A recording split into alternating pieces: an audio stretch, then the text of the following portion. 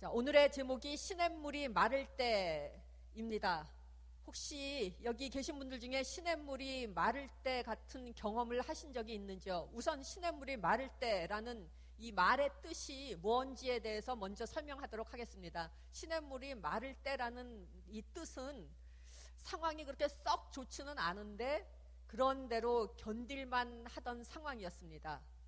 그런데 갑자기 그 견딜만 하던 상황이 더 악화가 될 대로 악화가 돼가지고 이제는 더 이상 견딜만 하지가 않은 게 아니라 견딜 수가 없는, 도저히 지탱할 수가 없는 상황이 된 이 형상을 말합니다. 예를 들어서 여러분들 좀 나이쯤 되면은 다들 여자친구 아니면 남자친구가 한 명씩 있을 겁니다. 있는 사람도 있을 거고 없는 사람도 있을 거고.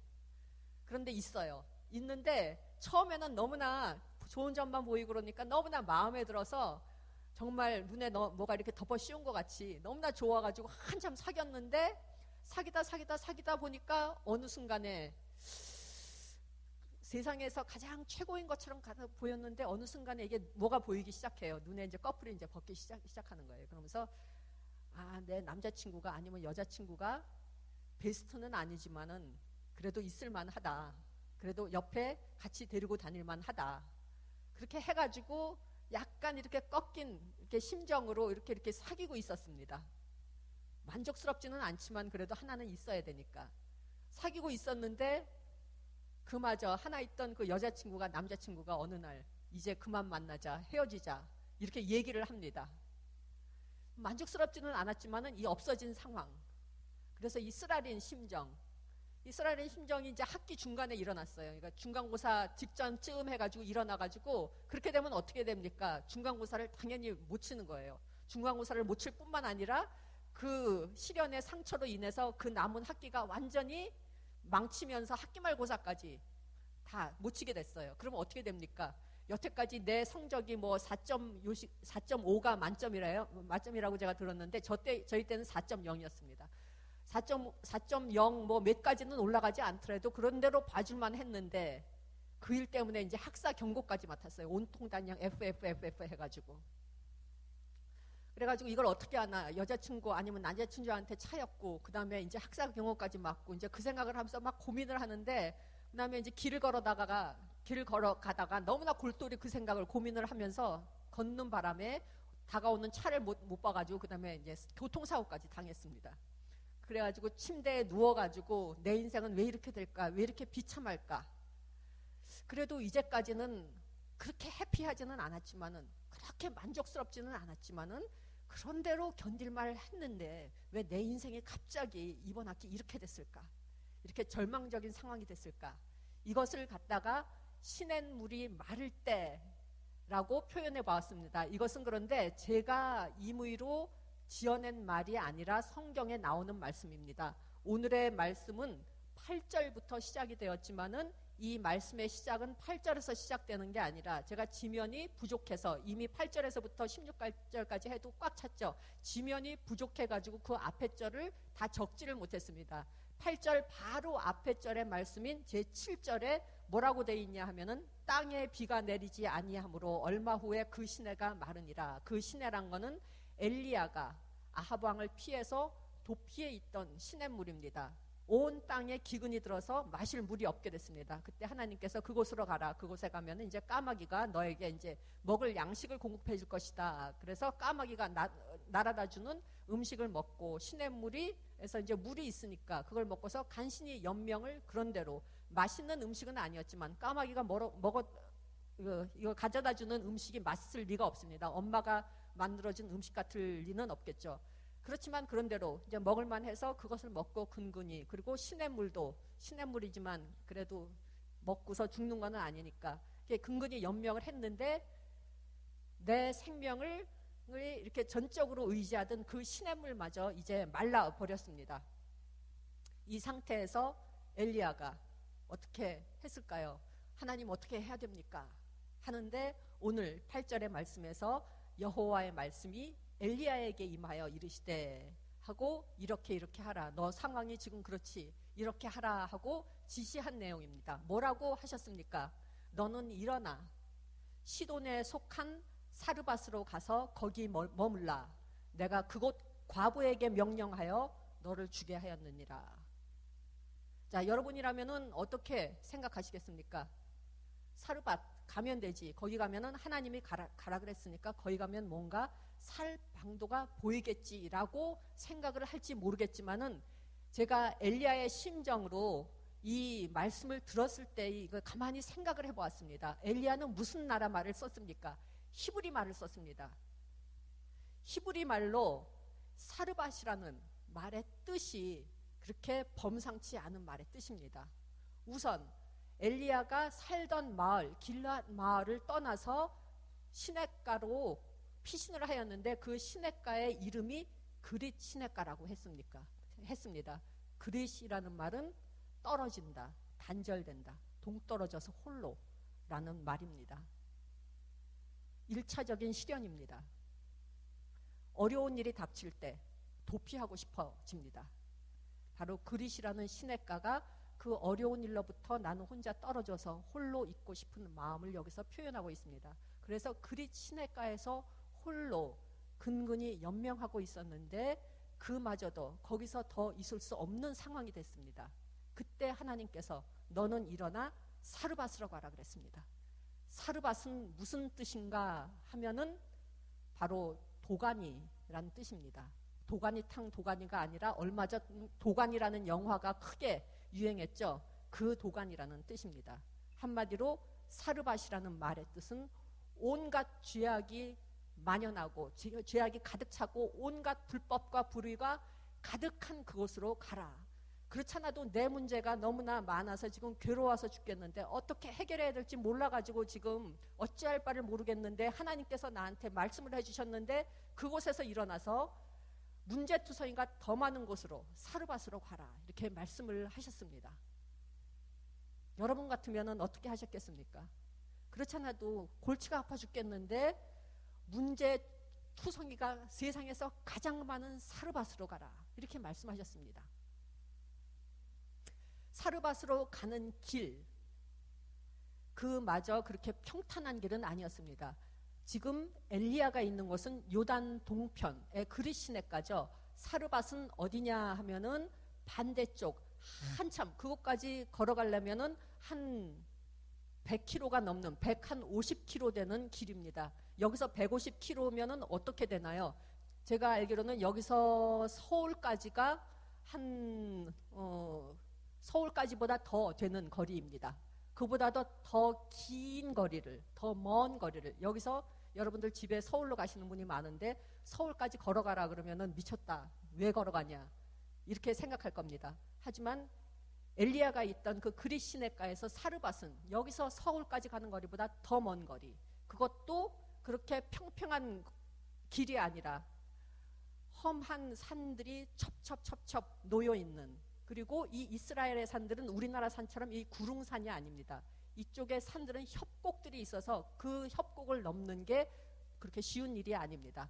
그런 지형을 넘어서 사르밧까지 가라. 사르밧은 파라다이스가 아니라 천국이 아니라 더 문제가 많은 곳으로 가라. 이렇게 얘기했습니다.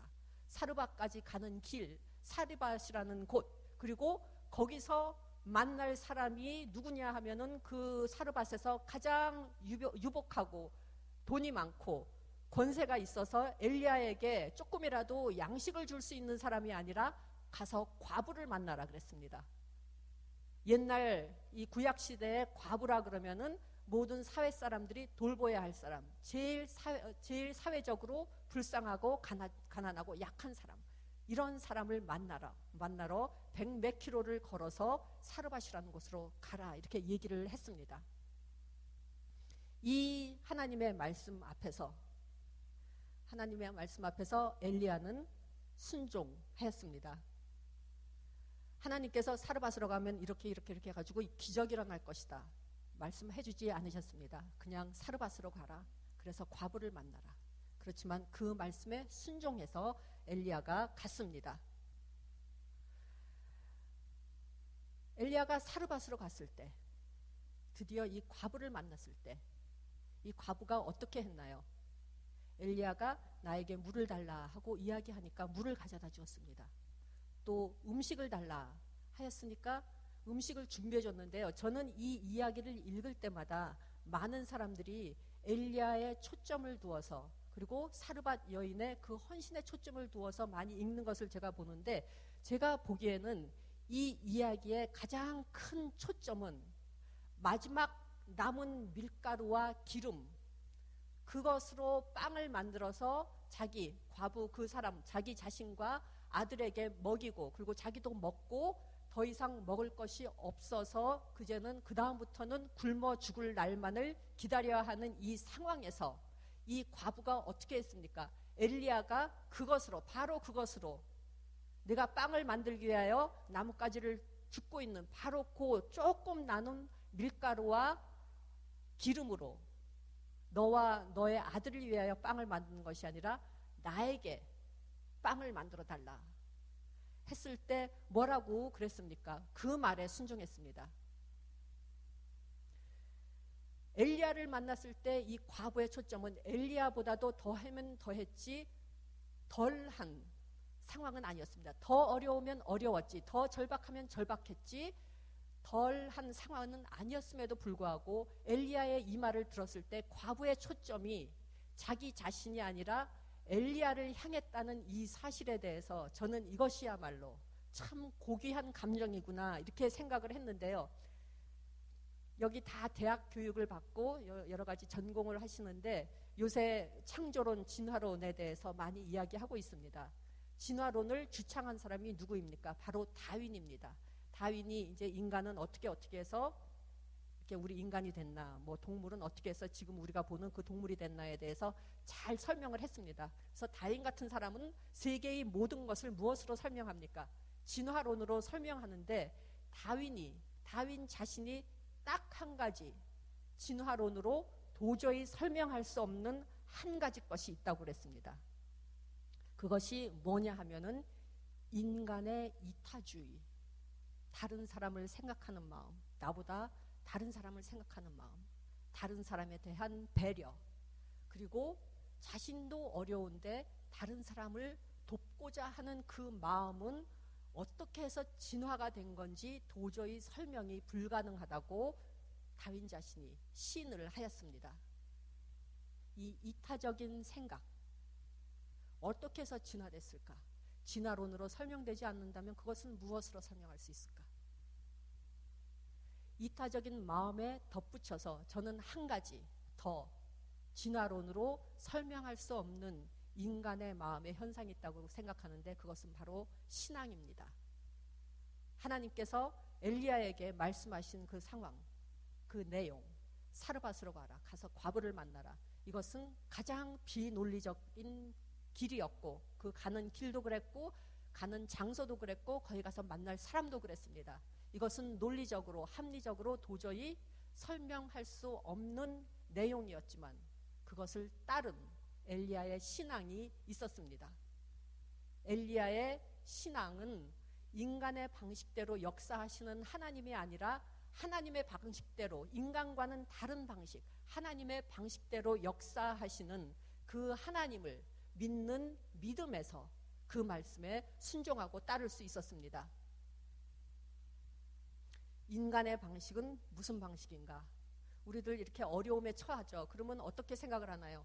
왜 이런 어려움이 일어났을까? 이제 그 뒤를 거슬러 올라가서 그 일의 시초부터 지금에 이르기까지, 이 곤란한 지경에 이르기까지의 상황에 대해서 곰곰 되씹습니다.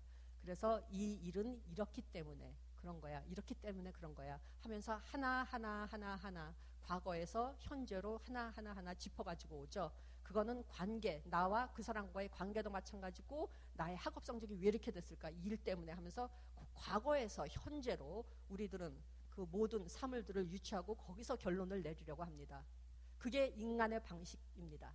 그렇다면 하나님의 방식은 무엇인가요?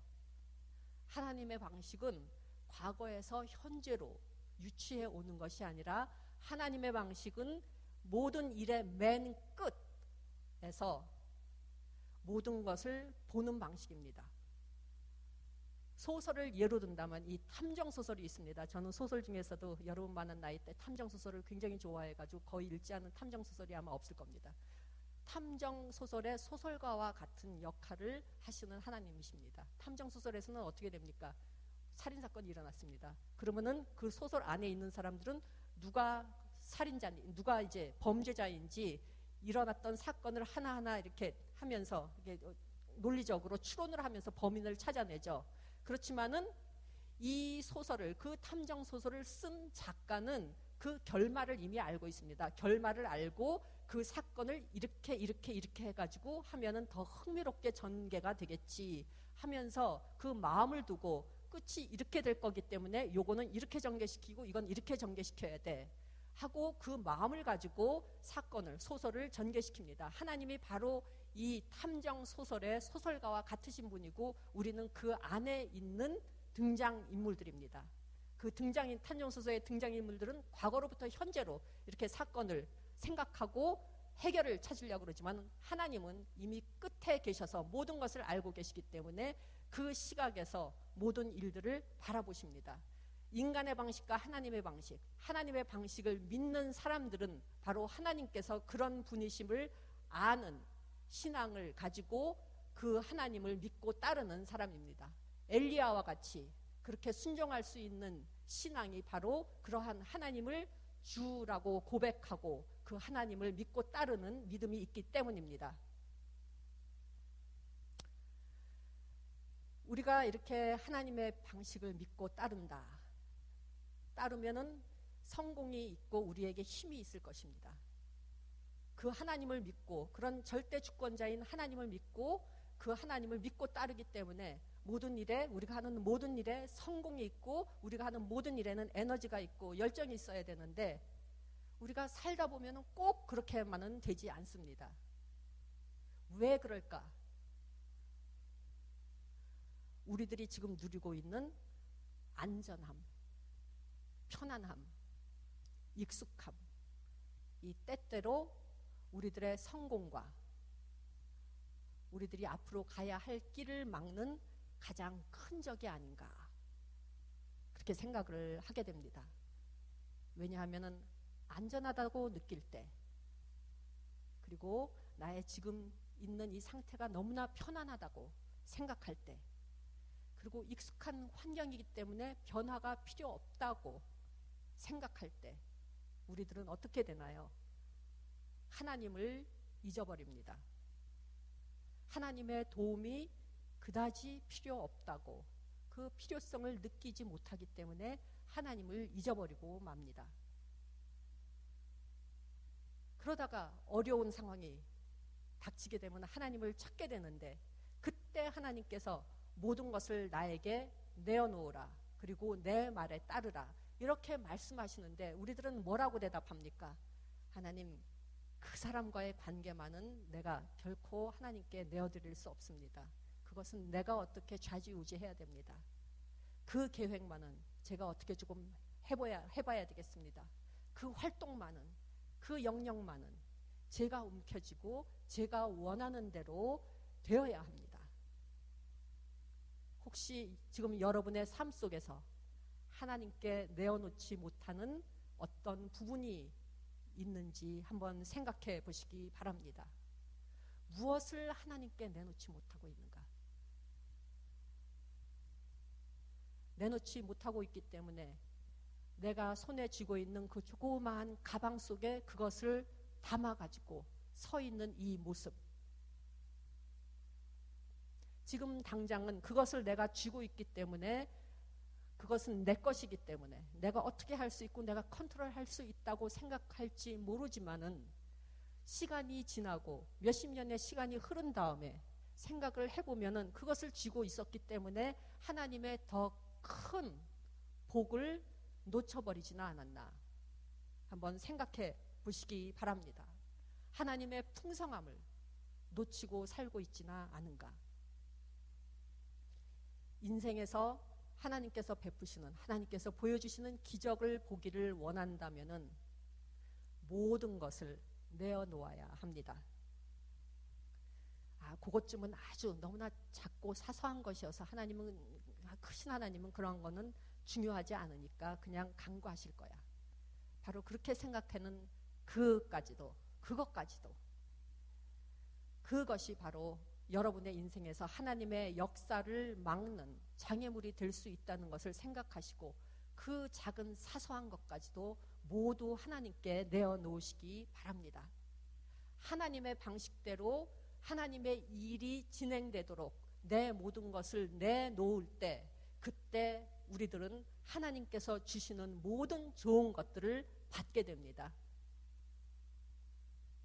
시냇물이 마를 때 하나님께서 주시는 양식을 받기를 원한다면은 인생의 모든 면에서 하나님을 첫 번째로 삼고 하나님께 모든 것을 내어놓아야 합니다.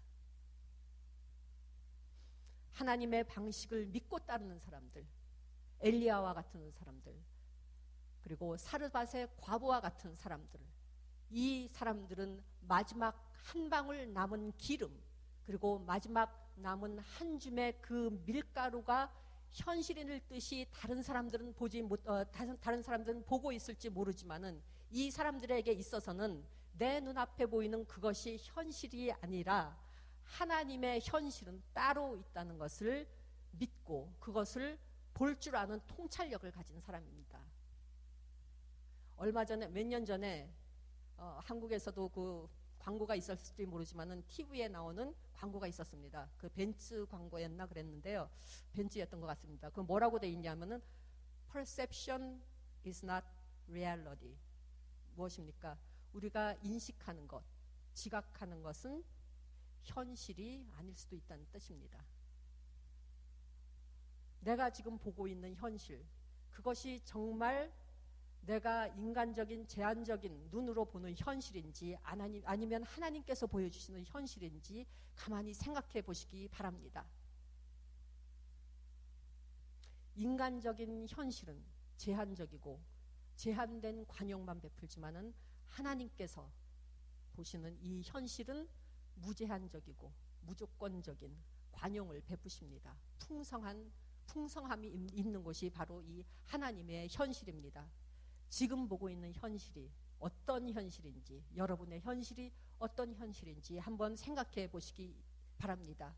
그리고 우리의 인간적, 제한적 현실 너머에 있는 주님의 현실을 볼 줄 아는 눈을 기르시기 바랍니다. 그리고 우리를 향한 하나님의 선하심의 현실에 저희들 모두의 마음 문이 열리기 바랍니다. 저희들 모두는 하나님으로부터 많은 은혜와 사랑을 받았습니다. 여기에 대해서 부정하실 분은 아무도 없으리라고 제가 믿습니다. 우리의 욕심이 아니라 우리들의 필요를 채워주시는 하나님이 우리의 주님이심을 저희들 모두 고백합니다. 사르밧 과부는 매 끼니마다 밀가루 조금과 기름 조금이 남아있는 것을 보았습니다.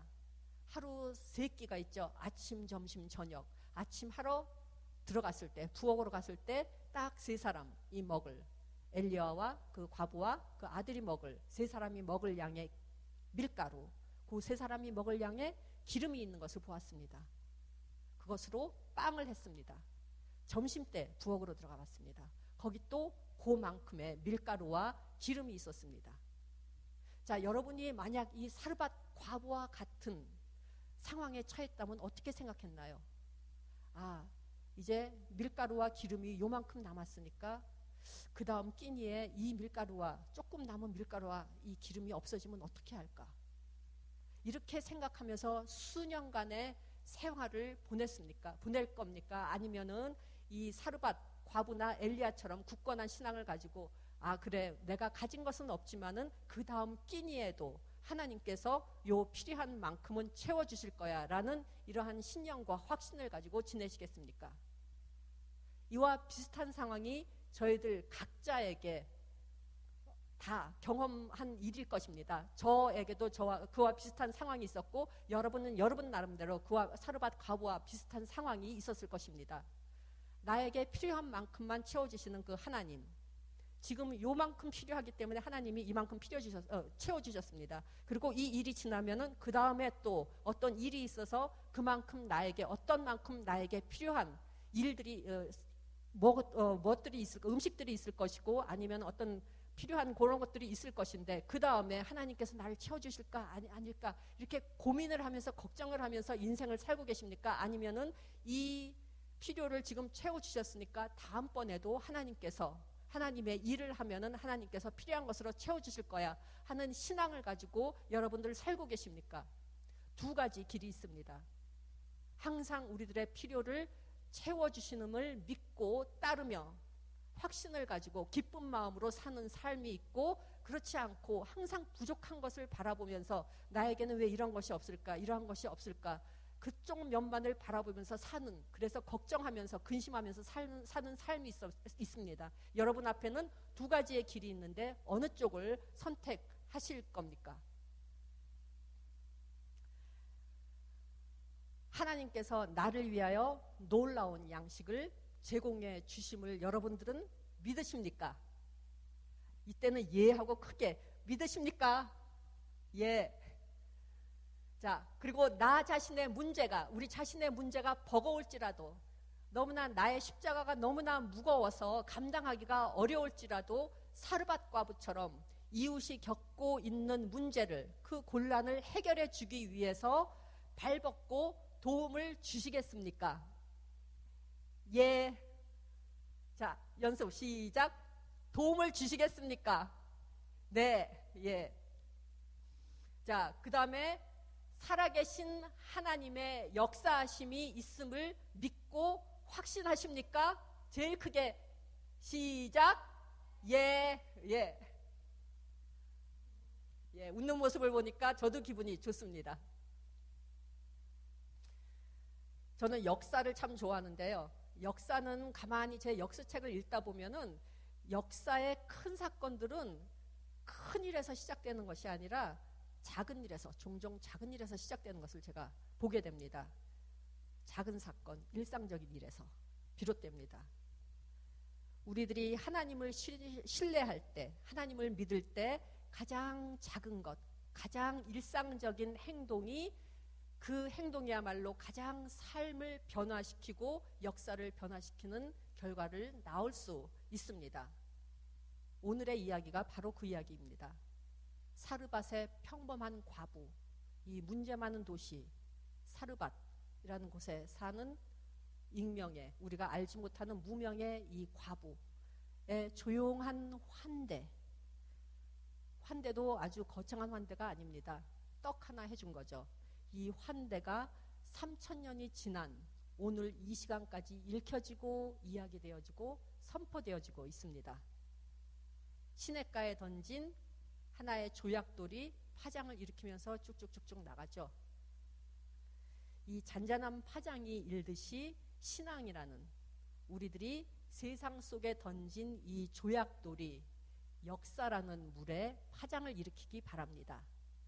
그 파장이 얼마나 크게 나중에 번질지, 그것은 우리가 감당할 일이 아니라 그것은 하나님께서 감당하실 일입니다. 그 부분은 하나님의 이야기입니다. 저희들은 단지 이 조그만 조약돌, 신앙이라는 조약돌을 세상에 던지기만 하면 되는 것입니다. 복을 받기 원하십니까? 오늘 사르밧 과부의 이야기를 읽으셨죠? 복을 받기 원하신다면 먼저 어떻게 해야 되나요? 다른 사람들에게 복을 가져다 주는 사람이 되어야 합니다. 그리고 도움이 절박하게 지금 필요하십니까? 그렇다면 어떻게 해야 될까요? 다른 사람들에게 그때야말로 도움을 주시기 바랍니다. 지금 희망이 없는 상황 속에서, 암울한 상황 속에서 어떻게 해야 될지 모르는 그러한 일들을 벌어지는 것을 보면서 지금 절망 속에 있습니까?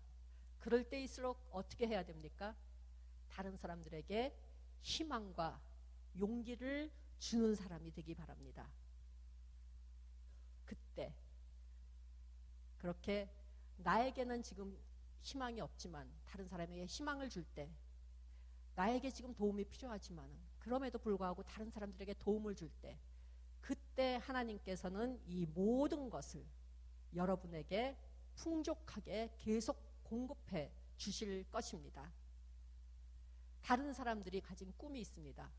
그 이웃이 가진 꿈을 성취하는 일에 내가 한몫 거들어 줄 때, 그때 하나님께서는 내가 가진 꿈을 이루는 일에 직접 도움을 주십니다.